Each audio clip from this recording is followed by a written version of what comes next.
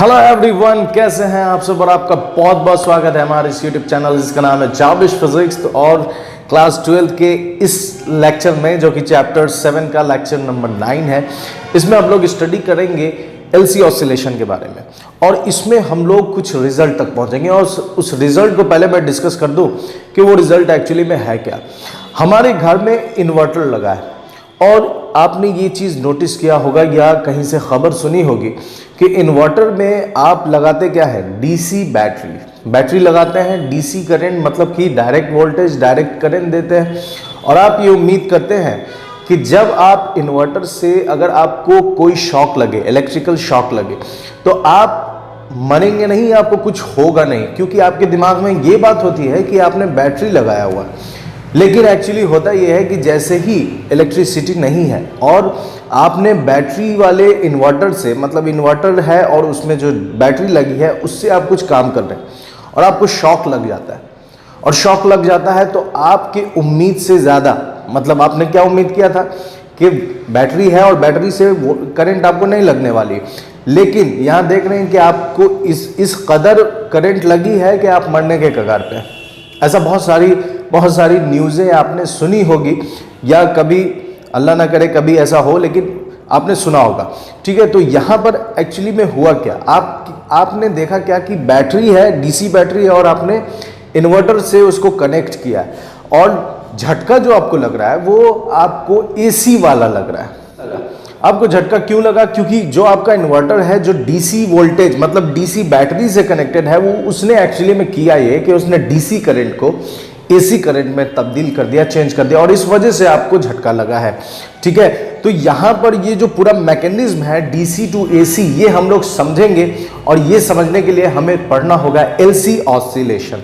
ठीक है, उसके बाद एक और चीज़ ये है कि आपके फ़ोन में, जैसे कि इससे प्रीवियस लेक्चर में मैंने आपको बताया था, जो लेक्चर क्वालिटी फैक्टर, उसमें मैंने बताया था कि आपके मोबाइल पर जो कॉल आता है तो मोबाइल आपका बजने क्यों लगता है।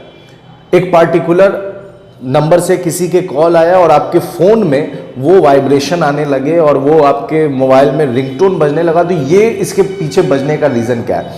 तो ये तो इनकमिंग कॉल के लिए हम लोगों ने समझा था। अब हम लोग समझेंगे कि आउटगोइंग कॉल कैसे होता है। मतलब कि आप किसी के लिए भी नंबर डायल करते हैं और नंबर डायल करते हैं तो कॉल लग कैसे जाता है। ठीक है, इन सब चीज़ को हम लोग डिस्कस करेंगे कि कॉलिंग करने का तरीका क्या है, आपके फ़ोन में क्या मैकेनिज्म होता है। तो ये समझने के लिए भी हमें समझना होगा एलसी ऑसिलेशन। ठीक है, एलसी ऑसिलेशन क्लास 12 के चैप्टर 7 का टॉपिक है। और इससे प्रीवियसली हम लोगों ने रेजोनेंस पढ़ा है, क्वालिटी फैक्टर पढ़ा है, इम्पीडेंस ट्रायंगल पढ़ा है, एलसीआर सीरीज सर्किट पढ़ा है, और सारे लेक्चर्स का एक कंप्लीट प्लेलिस्ट बना है जिसका लिंक आपको डिस्क्रिप्शन बॉक्स में मिल जाएगा या फिर यहाँ आई बटन पर मिल जाएगा। तो आप जाकर देख सकते हैं और अपने नॉलेज को बढ़ा सकते हैं। चलिए शुरू करते हैं एलसी ऑसिलेशन।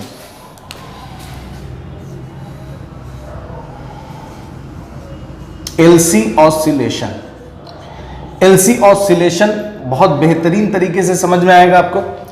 अब देखिए एलसी ऑसिलेशन में हम कर क्या रहे हैं। ठीक है, एल मतलब क्या हुआ, इंडक्टर। एल मतलब क्या हो गया, इंडक्टर। सी मतलब क्या हो गया, कैपेसिटर। और ऑसिलेशन मतलब क्या होता है, तो आपके दिमाग में ऑसिलेशन वर्ड जैसे ही आता है तो आपके दिमाग में एक पेंडुलम की तस्वीर आने लगती है और वो पेंडुलम ऐसे ऑसिलेट कर रहा है, मतलब टू एंड फ्रो। ये मीन पोजीशन है और मीन से आगे गया टू, है ना, और फिर मीन से ये बैक एंड फोर्थ, मतलब आगे पीछे, एक मीन पोजीशन से आगे जाना, फिर वहां आना, फिर पीछे जाना, फिर वापस आना। तो इसी को हम लोग क्या बोलते हैं, ऑसिलेशन बोलते हैं।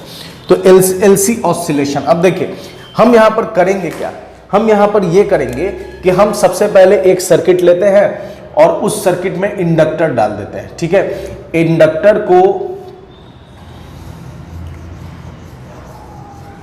ठीक है, ये इंडक्टर है और इसको कनेक्ट कर देंगे किसके साथ, कैपेसिटर के साथ। ठीक है, लेकिन एक काम और करेंगे, काम यहां करेंगे कि यहां पर हम एक स्विच डाल देते हैं और ये स्विच फिलहाल ऑफ है, और इस कैपेसिटर को हम जोड़ देंगे किसके साथ, बैटरी के साथ। इस कैपेसिटर को किसके साथ जोड़ दिए, बैटरी के साथ। तो ये बैटरी के साथ हमने कनेक्ट किया।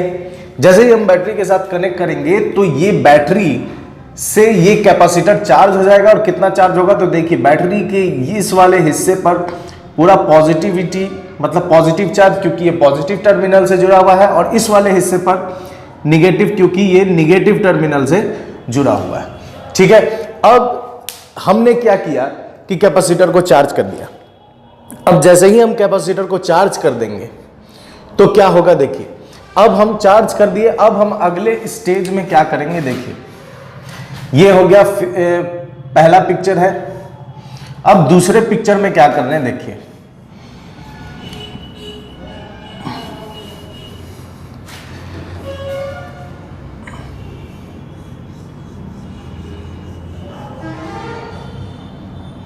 ठीक है, दूसरे पिक्चर में देखिए हमने क्या किया,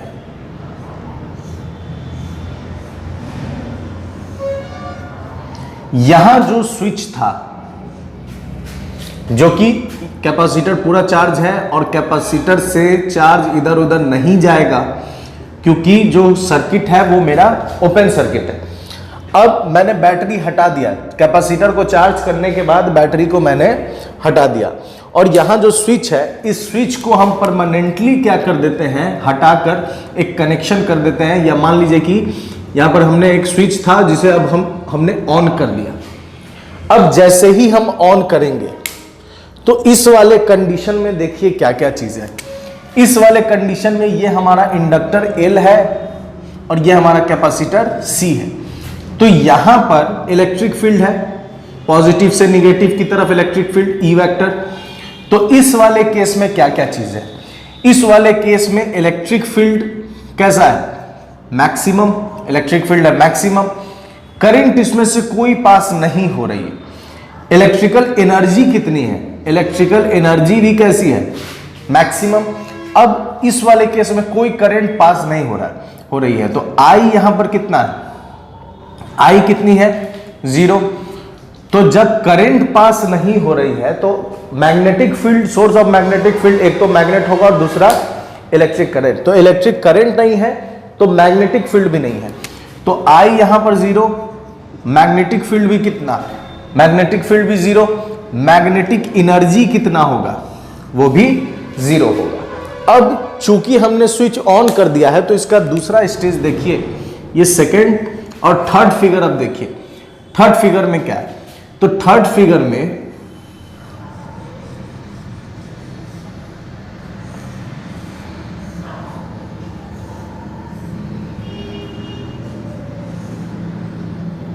ठीक है, थर्ड फिगर में क्या है, देखिए कि अब जैसे ही ये कैपेसिटर क्या करेगा, ये पॉजिटिव इधर है, निगेटिव इधर है, और पॉजिटिव निगेटिव की तरफ बढ़ना चाहेगा। तो पॉजिटिव निगेटिव की तरफ जब बढ़ना चाहेगा तो इस रास्ते से तो जा नहीं सकता, इसके पास दूसरा रास्ता क्या है, ये वाला। ये जो इंडक्टर है, या ये कहिए बजरंगी भाईजान के डायलॉग में, तारों के नीचे से होकर जाना है इसे। ठीक है, तो ये इधर से जाना चाहेगा क्योंकि इधर से जा नहीं सकता है, तो तारों के नीचे से होकर जाएगा। अब जब तारों के नीचे से जब होकर जाएगा तो इसमें क्या बनेगा, जब ये चार्ज मोशन में आएगा, इसे जाना है, ये मूव कर रहा है, तो करंट बननी शुरू हो जाएगी।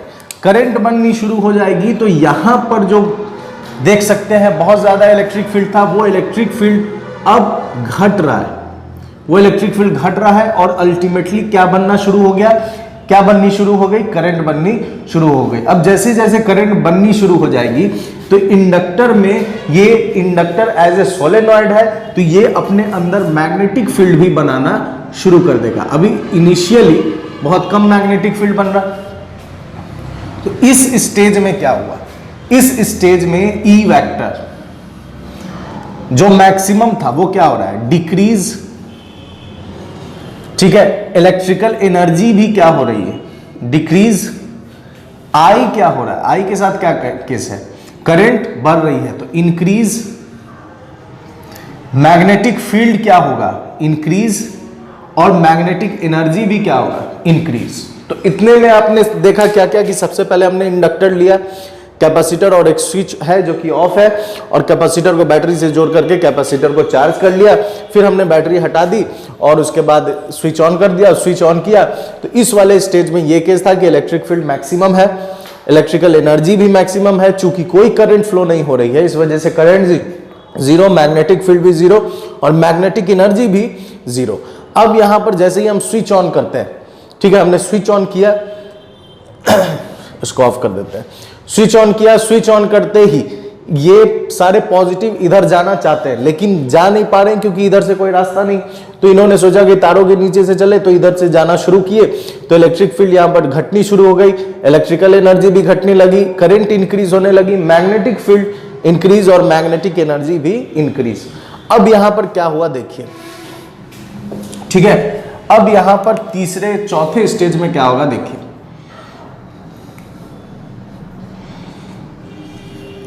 चौथे स्टेज में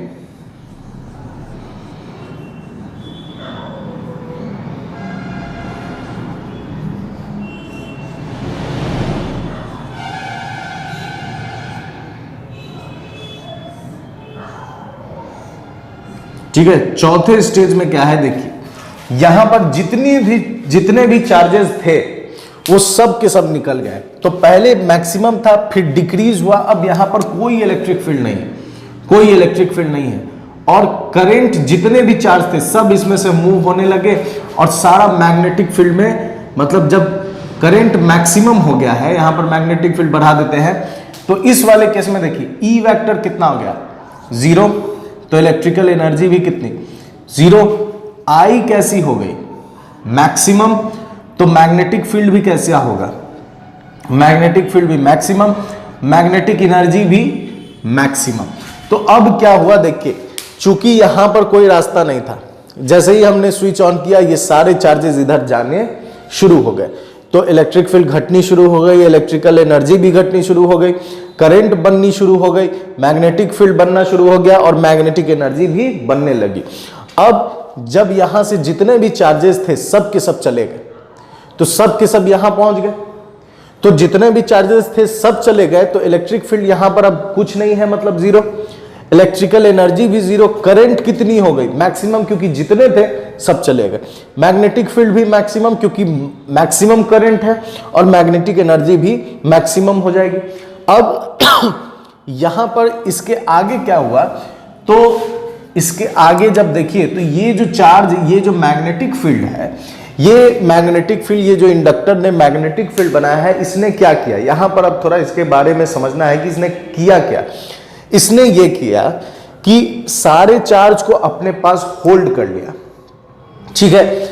जितने भी चार्ज थे यहां कैपेसिटर से इंडक्टर तक इस वजह से गए क्योंकि कैपेसिटर के पास एनर्जी थी, ठीक है, इलेक्ट्रिकल एनर्जी थी, इस वजह से कैपेसिटर से इंडक्टर तक पहुंच गए। अब इंडक्टर यहां से क्या करेगा, इंडक्टर आगे का काम करेगा। इंडक्टर आगे का काम क्या करेगा कि इंडक्टर के पास अभी एनर्जी है, तो इंडक्टर उस एनर्जी का यूज करके इस सारे चार्ज को, इस चार्ज, ये जो सारे चार्ज इंडक्टर के पास इकट्ठा हो गए, कैसे इकट्ठा हो गए देखिए, पहले इलेक्ट्रिक फील्ड कितनी है, इलेक्ट्रिक फील्ड मैक्सिमम है, इलेक्ट्रिकल एनर्जी कितनी है, मैक्सिमम, और अब देखिए ये मैग्नेटिक एनर्जी कितनी है, मैक्सिमम, मतलब सारा इलेक्ट्रिकल एनर्जी किसमें कन्वर्ट हो गया है, मैग्नेटिक एनर्जी में। तो यहां पर इलेक्ट्रिकल एनर्जी की वजह से ये सारे चार्ज यहां से यहां पहुंचे। अब इंडक्टर के पास वो इकट्ठा है, अब इंडक्टर के पास इकट्ठा है। इंडक्टर का काम अब क्या है कि इंडक्टर अब फिर से क्या करेगा, इस सारे कैपेसिटर को चार्ज सारे कैपेसिटर को, मतलब कि इस कैपेसिटर को क्या करेगा, चार्ज करेगा, सारे चार्ज को भेज करके, ठीक है। तो अब यहां से इंडक्टर का काम शुरू है, इंडक्टर क्या कर रहा है, इस कैपेसिटर को चार्ज करने का काम कर रहा है। तो इंडक्टर क्या करेगा देखिए, 5th फिगर, अब इंडक्टर क्या करेगा, इस सारे चार्ज को वापस भेज रहा है, मतलब कैपेसिटर को चार्ज करने का काम कर रहा है। तो कैपेसिटर को चार्ज करने के लिए क्या करेगा देखिए,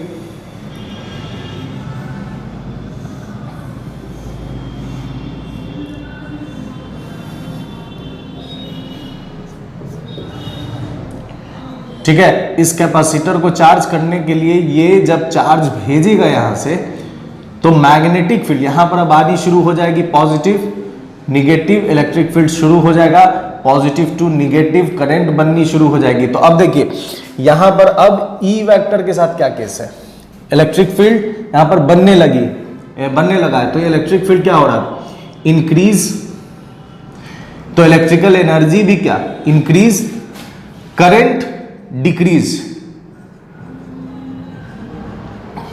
तो मैग्नेटिक फील्ड भी क्या होगा, डिक्रीज, और मैग्नेटिक एनर्जी भी क्या, डिक्रीज। अब धीरे धीरे वो क्या करेगा, सिक्स्थ स्टेज देखेंगे तो सिक्स्थ स्टेज में क्या होगा, उसके नीचे आ जाते हैं, ठीक है। सिक्स्थ स्टेज में क्या होगा, देखिए ये सिक्स्थ स्टेज बना रहे इसका,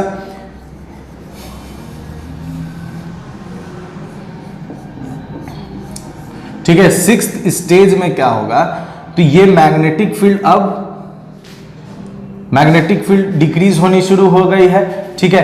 करंट डिक्रीज होनी शुरू हो गई है, तो मैग्नेटिक फील्ड भी यहां पर इंक्रीज हो, इलेक्ट्रिक फील्ड इंक्रीज हो रहा है। तो अब यहां पर क्या होगा कि सारे चार्ज यहां पर मैक्सिमम पहुंच जाएंगे, सारे चार्ज को ये क्या कर देगा, वापस भेजकर कैपेसिटर को चार्ज कर देगा। तो जब वापस कैपेसिटर को चार्ज कर देगा तो ई वेक्टर कैसा हो जाएगा, ई वेक्टर हो जाएगा मैक्सिमम, ठीक है। E vector maximum, electrical energy भी कैसी मैक्सिमम, करंट कितनी हो जाएगी, जीरो, क्योंकि सारे चार्ज को भेजकर उसने यहां पर कैपेसिटर को चार्ज कर दिया, जीरो। मैग्नेटिक फील्ड भी कितनी, जीरो। मैग्नेटिक एनर्जी भी कितनी होगी, जीरो होगी, और यहां पर कोई मैग्नेटिक फील्ड नहीं होगा, ठीक है। तो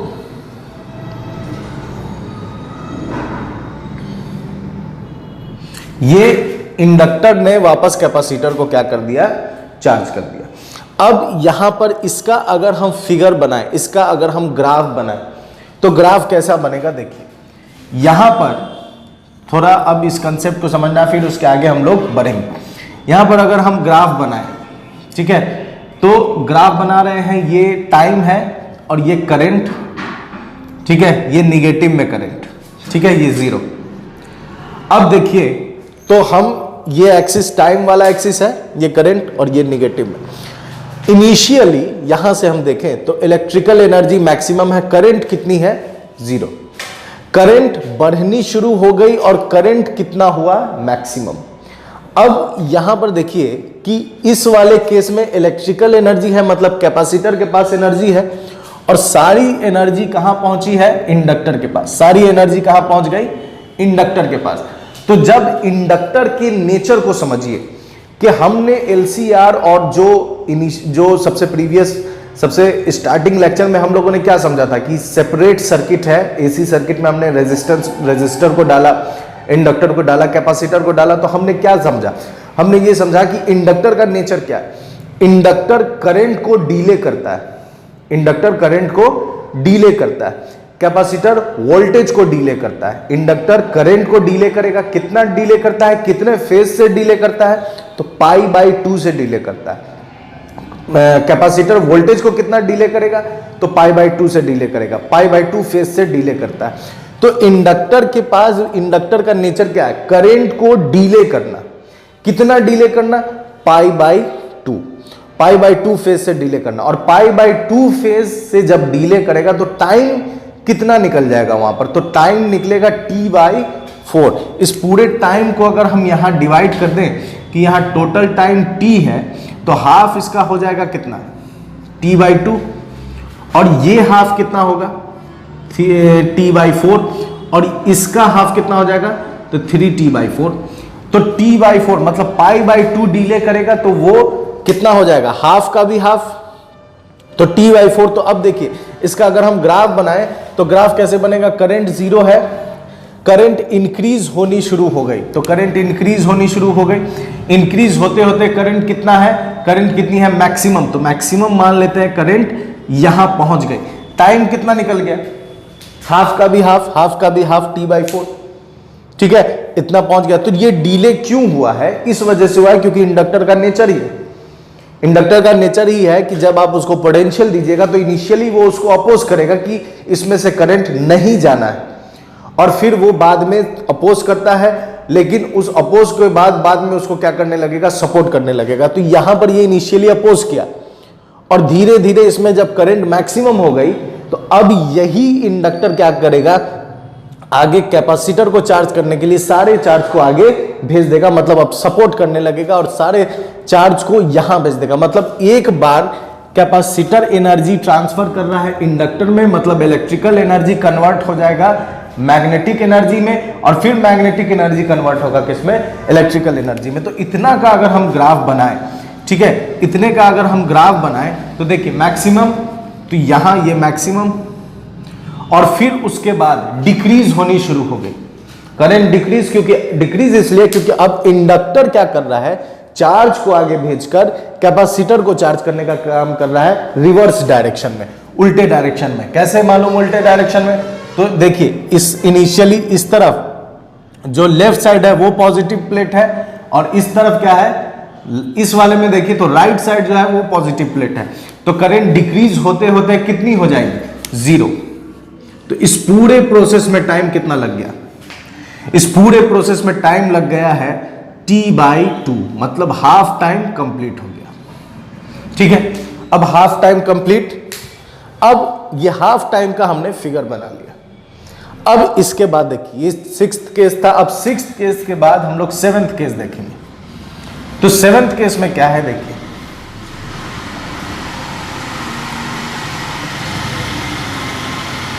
इस 7th केस में देखें तो हमने इसको फिर से किससे कनेक्ट कर दिया, सेम फिगर है, स्विच ऑन है, यहां पॉजिटिविटी भरी हुई है और निगेटिविटी भरा हुआ है। ठीक है, अब देखिए यहां पर इलेक्ट्रिक एनर्जी क्या है, कैसी है, मैक्सिमम। अब ये कैपेसिटर वापस इंडक्टर के पास अपने सारे चार्ज को भेजेगा, क्योंकि ये चाहता क्या है, ये चाहता है कि हम इसके तरफ जाएं, इलेक्ट्रिक फील्ड है अभी इस तरफ पॉजिटिव टू निगेटिव, ये इलेक्ट्रिक फील्ड है। अब फिर से ये पॉजिटिव चार्जेस जाना चाहते हैं निगेटिव के पास, लेकिन इनके पास डायरेक्ट रास्ता नहीं है, तो ये क्या करेंगे, तारों के नीचे से जाएंगे। तो फिर से यहां पर से कुछ चार्ज मूव करने शुरू हो गए और करंट बननी शुरू हो गई और मैग्नेटिक फील्ड भी बनना शुरू हो गया। किधर, अपोजिट। ठीक है, अपोजिट बननी शुरू हो गई। तो अब ये इस केस को देखें तो ई वेक्टर कैसा है, डिक्रीज, ई डिक्रीजिंग है, इलेक्ट्रिकल एनर्जी भी क्या होगा, क्या कैसी होगी, डिक्रीज करेगी। करंट अब बननी शुरू हो गई इसलिए इंक्रीज। मैग्नेटिक फील्ड कितनी, मैग्नेटिक फील्ड कितना बनेगा वो भी इंक्रीज करेगा और मैग्नेटिक एनर्जी भी बढ़नी शुरू हो जाएगी। फिर आगे केस में क्या होगा कि ये जो पूरा चार्ज है, ठीक है, इसमें से सारे के सारे चार्ज की वजह से यहां पर करंट बननी शुरू हो जाएगी और यहां पर मैग्नेटिक फील्ड कैसा हो जाएगा, मैक्सिमम। मैग्नेटिक फील्ड कैसा हो जाएगा, मैक्सिमम। तो इलेक्ट्रिक फील्ड डिक्रीज होते होते 0, इलेक्ट्रिकल एनर्जी डिक्रीज होते होते 0, आई कैसी, मैक्सिमम। मैग्नेटिक फील्ड कैसा, मैक्सिमम। मैग्नेटिक एनर्जी कैसी, मैक्सिमम। और फिर अब फिर से सारे कैपेसिटर के चार्जेस कहां पहुंच गए, इंडक्टर के पास पहुंच गए। अब फिर इंडक्टर क्या करेगा, इंडक्टर फिर क्या करेगा, इस सारे चार्ज को, मतलब अब सारी एनर्जी यहां पहुंच गई है तो इंडक्टर क्या करेगा, अब सारे चार्ज को वापस चार्ज करेगा और किसके पास भेज देगा, वापस किसको चार्ज करेगा, कैपेसिटर को चार्ज करेगा। तो फिर से 9th केस अगर हम देखें तो 9th केस में देखने को यह मिलेगा कि ये मैग्नेटिक फील्ड अब घटनी शुरू हो गई है। ठीक है, और यहां पर चार्ज आना शुरू हो गया, इलेक्ट्रिक फील्ड सेट होना शुरू हो गया। तो अब देखिए ई कैसी, इलेक्ट्रिक फील्ड कैसा है, इंक्रीज, इलेक्ट्रिकल एनर्जी इंक्रीज। आई कैसी होगी, तो आई, ठीक है, आई डिक्रीज। मैक्सिमम के बाद क्या होगा, अब आई डिक्रीज होनी शुरू हो जाएगी। आई डिक्रीजिंग, मैग्नेटिक फील्ड भी डिक्रीजिंग, मैग्नेटिक एनर्जी भी डिक्रीजिंग। और फिर इसके बाद वाले केस में क्या होगा, 10th नंबर में देखिए, तो 10th नंबर में जब हम देखेंगे तो हमें यह मिलेगा कि इंडक्टर ने फिर से कैपेसिटर को फुल्ली चार्ज कर दिया। ठीक है, कैपेसिटर को फुल्ली चार्ज कर दिया और फिर से इलेक्ट्रिक फील्ड यहां पर सेट हो गया। तो ये 10th नंबर केस किससे सिमिलर है, 2 नंबर केस से सिमिलर है। ठीक है, 10th वाला केस जो है किससे सिमिलर है, 2 वाले केस से सिमिलर है। ठीक है, तो 2 वाले केस से सिमिलर है। अगर हम स्विच ऑन कर दें तो देखिए पूरा कंप्लीट सेम टू सेम मिलने लगा आपको। ठीक है, तो इस वाले केस में क्या हुआ, तो इस वाले केस में इलेक्ट्रिक फील्ड कैसी, इलेक्ट्रिक फील्ड कैसा है, मैक्सिमम। इंक्रीज करते करते मैक्सिमम। इलेक्ट्रिकल एनर्जी ये भी मैक्सिमम हो जाएगी। I 0, मैग्नेटिक फील्ड 0 और मैग्नेटिक एनर्जी भी 0। तो अब आपने इस पूरे प्रोसेस में क्या देखा कि चार्ज, हमने स्टार्टिंग में क्या किया, कैपेसिटर को चार्ज किया बैटरी से और बैटरी हटा दी, स्विच ऑन किया, कैपेसिटर ने अपने सारे चार्ज को, और कैपेसिटर क्या चाहता है कि प्लस माइनस 1 हो जाए, इसलिए वो इस रास्ते से भेजता है। तो जैसे ही भेजता है तो यहां पर जितनी भी इलेक्ट्रिकल एनर्जी है वो सारी की सारी जाकर इंडक्टर के पास स्टोर हो गई। तो यहां स्टोर हो गई, तो अब सारी इलेक्ट्रिकल एनर्जी मैग्नेटिक एनर्जी में चेंज हो गई। ठीक है, मैग्नेटिक एनर्जी में चेंज हो गई। अब मैग्नेटिक एनर्जी में जब चेंज हो गई तो मैग्नेटिक इंडक्टर क्या करता है कि अब सारे एनर्जी को अपने पास रखकर होल्ड नहीं करता है, वो क्या करता है, अब वापस से कैपेसिटर को चार्ज करने का काम करता है। और वापस से चार्ज करेगा कैसे, अपोजिट डायरेक्शन में। कैसे अपोजिट डायरेक्शन में, तो पहले पॉजिटिव लेफ्ट साइड था प्लेट, अब इसमें देखिए पॉजिटिव प्लेट राइट साइड है।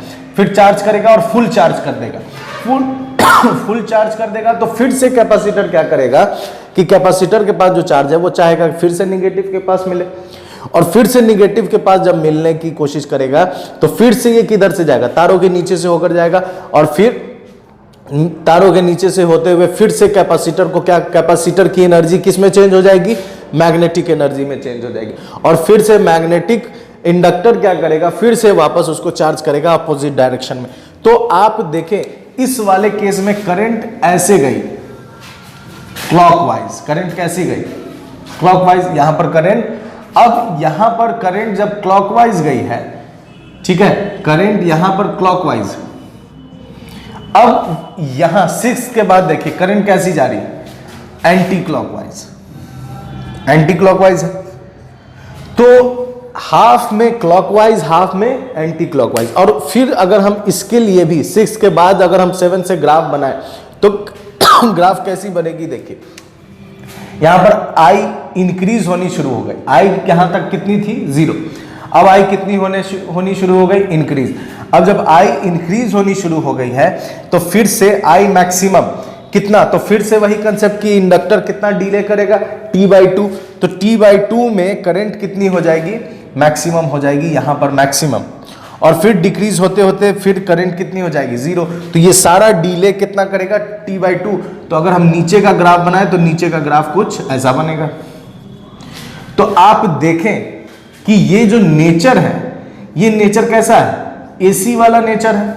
लेकिन हमने कहीं पर भी इंडक्टर, कहीं पर भी एसी सोर्स तो नहीं दिया, हमने कहीं पर भी एसी सोर्स नहीं दिया, लेकिन हमें नेचर कैसा मिल रहा है, एसी वाला मिल रहा है। और एसी वाला नेचर इसलिए मिल रहा है क्योंकि चार्ज पार्टिकल यहां पर ऑसिलेट कर रहे हैं, एक बार क्लॉकवाइज और एक बार एंटी क्लॉकवाइज, एक बार क्लॉकवाइज एक बार एंटी क्लॉकवाइज। किसकी वजह से, इंडक्टर और कैपेसिटर की वजह से। इस वजह से इसका नाम क्या रखा गया, एलसी ऑसिलेशन। तो एलसी ऑसिलेशन का पूरा मैकेनिज्म यही है कि हम एक बैटरी से कैपेसिटर को चार्ज करते हैं और फिर बैटरी हटा देते हैं, और कैपेसिटर और इंडक्टर के बीच में ये प्रोसेस होता रहता है। एक बार कैपेसिटर अपनी सारी एनर्जी को भेज देगा इंडक्टर के पास, इंडक्टर सपोर्ट करके कैपेसिटर को वापस चार्ज करेगा, फिर कैपेसिटर से सारी एनर्जी चली जाएगी इंडक्टर के पास, और फिर इंडक्टर सारी एनर्जी को कहां भेज देगा, कैपेसिटर के पास। तो ये प्रोसेस चलता रहता है। तो इसमें हुआ ये कि चार्ज पार्टिकल, देखिए इसमें क्या हुआ, करंट 0 है, फिर करंट इंक्रीज हुई, फिर मैक्सिमम, फिर करंट डिक्रीज, फिर 0। तो यहां पर अगर हम एक्सेलरेशन का मतलब क्या होता है, वेलोसिटी में चेंज आना, चेंज इन वेलोसिटी। तो यहां पर चार्ज पार्टिकल देखिए मूव नहीं कर रहा है, 0, मूव करने लगा, इंक्रीज हुई, मैक्सिमम मोशन में है, मैक्सिमम हो गया, फिर मोशन डिक्रीज, फिर करंट 0। तो यहां पे चार्ज पार्टिकल क्या कर रहा है, एक्सेलरेट कर रहा है। किस वजह से, ऑसिलेशन की वजह से। तो ये था ये, और हमें रिजल्ट कैसा मिल रहा है, एसी नेचर मिल रहा है। अब मैंने स्टार्टिंग में आपसे ये कहा था कि ये प्रिंसिपल है किसका, इन्वर्टर का। तो अब आपके दिमाग में ये बात गई होगी कि इन्वर्टर एसी, डीसी से एसी कैसे कन्वर्ट करता है। तो इन्वर्टर के सर्किट में ये एलसी ऑसिलेशन लगा होता है, एलसी सर्किट लगी होती है, और ये सर्किट का काम ही यही है, डीसी को एसी में चेंज करना। इसलिए आपने सोर्स कैसा दिया, डीसी सोर्स दिया, और इन्वर्टर बनाकर कैसा निकाल रहा है, एसी बनाकर निकाल रहा है। दूसरी चीज मैंने क्या कही थी, तो दूसरी चीज मैंने ये कहा था कि जो आप कॉल करते हैं तो कॉल करने में भी वही बात है कि कॉल करने में भी इस एलसी ऑसिलेशन का महत्व है, इंपॉर्टेंस है। कैसे, अब देखिए आप किसी नंबर को डायल कर रहे हैं तो जो भी नंबर जिसको दिया जाता है उस नंबर का एक पार्टिकुलर फ्रीक्वेंसी होता है, ठीक है, उस नंबर की एक पार्टिकुलर फ्रीक्वेंसी होती है। उस फ्रीक्वेंसी को जैसे जैसे आप कीपैड डायल करते हैं, ठीक है, तो नंबर उस वो फ्रीक्वेंसी जो नंबर है उसकी एक पार्टिकुलर फ्रीक्वेंसी है, वो फ्रीक्वेंसी आप जैसे जैसे नंबर डायल करते हैं तो आपके एलसी ऑसिलेशन वाले सर्किट में ये काम बननी शुरू हो जाती है। अब ये काम बनना जब शुरू हो जाएगा तो ये ऑसिलेट करना शुरू हो जाता है। अब जब ऑसिलेशन इसमें होने लगेगा तो हम लोग क्या करते हैं कि जैसे ही ऑसिलेशन होता है तो हम इसी सर्किट से एक यहां पर एंटीना निकाल देते हैं। अब एलसी ऑसिलेशन, तो एलसी ऑसिलेशन जब होने लगेगा तो ये चार्ज पार्टिकल ऑसिलेट होगा। और एक चीज याद रखिए, रुका हुआ चार्ज इलेक्ट्रिक फील्ड क्रिएट करता है, motion moving charge electric field भी क्रिएट करेगा, मैग्नेटिक फील्ड भी क्रिएट करेगा, लेकिन जो चार्ज एक्सेलरेट करेगा वो प्रोड्यूस करता है इलेक्ट्रोमैग्नेटिक वेव। तो यहां पर चार्ज को हम क्या करा रहे हैं, ऑसिलेट करा रहे हैं। तो चार्ज यहां पर क्या क्रिएट करेगा, इलेक्ट्रोमैग्नेटिक वेव, और इसी एंटीना से ये वेव निकलते हुए, इसी एंटीना से ये वेव निकलते हुए टावर तक जाएगा और फिर टावर उसे नियर बाई टावर तक भेजेगा। फिर उसके बाद अगले के फोन में ये रिसीव होगा, एलसीआर सर्किट से रिसीव होगा, फिर उसमें वो क्वालिटी फैक्टर की वजह से उसमें उसका रिंगटोन बजने लगेगा और फिर आप कम्युनिकेट करने लगेंगे। तो ये एलसी ऑसिलेशन कम्युनिकेशन के काम में आता है, ठीक है। तो एलसी ऑसिलेशन से रिलेटेड एक बोर्ड में जो क्वेश्चन पूछा जाता है वो ये है कि ये एलसी ऑसिलेशन, ये आप जब ने किताब पढ़ा होगा तो उसमें लिखा होता है कि ये अनडैम्प्ड ऑसिलेशन, मतलब कि अनडैम्प्ड ऑसिलेशन मतलब कि ये होता रहेगा, कभी खत्म नहीं होगा। लेकिन रियलिस्टिक पिक्चर ऐसा बिल्कुल भी नहीं। और क्वेश्चन भी आता है कि why LC oscillation is not realistic, क्यों रियलिस्टिक नहीं है। इस वजह से इसके पीछे दो रीजन है। पहला रीजन ये है कि जो इंडक्टर है उस इंडक्टर के पास कुछ ना कुछ रेजिस्टेंस होता है, ठीक है।